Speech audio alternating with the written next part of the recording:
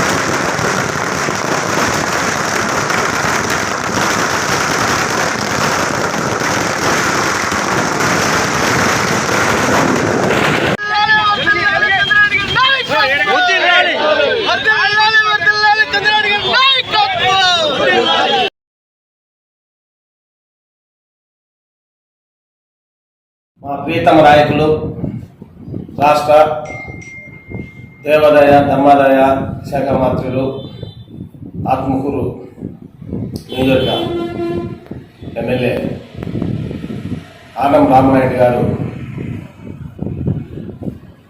ఇవాళనే ఆత్మకూరు తెలుగుదేశం పట్టణ పార్టీ అధ్యక్షుడిగా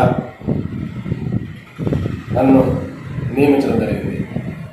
అయితే రాష్ట్రంలో జరుగుతున్నటువంటి పరిణామాలకు ప్రతి నియోజకవర్గంలో, ప్రతి మండలంలో పదవులు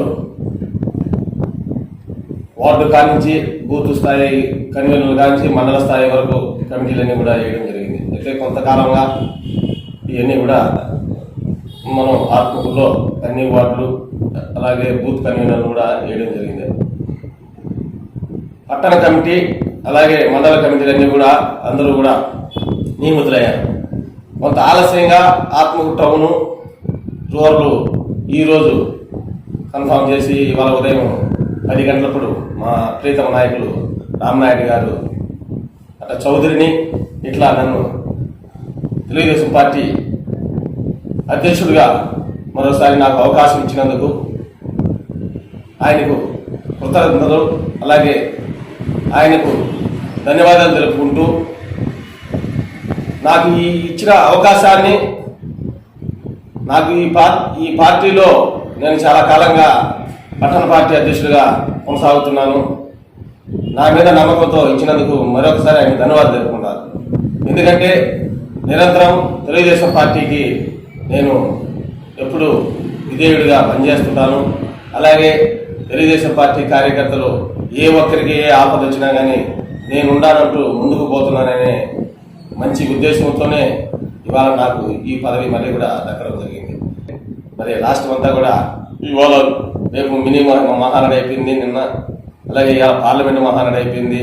రేపు 27, 28, 29 మహానాడు ఒక పండగ వాతావరణంలో స్వర్గీయ నందమూరి తారక రామారావు మరి ఆ రోజు జయంతిని బ్రహ్మాండంగా రాష్ట్రంలోనే ఇవాళ మనకు దగ్గర మన నెల్లూరు జిల్లాకు దగ్గరలో ఉన్నటువంటి కడప జిల్లాలో జరుపుకోవడం నాకు తెలిసి ఇదే మొదటిసారి అనుకుంటాను.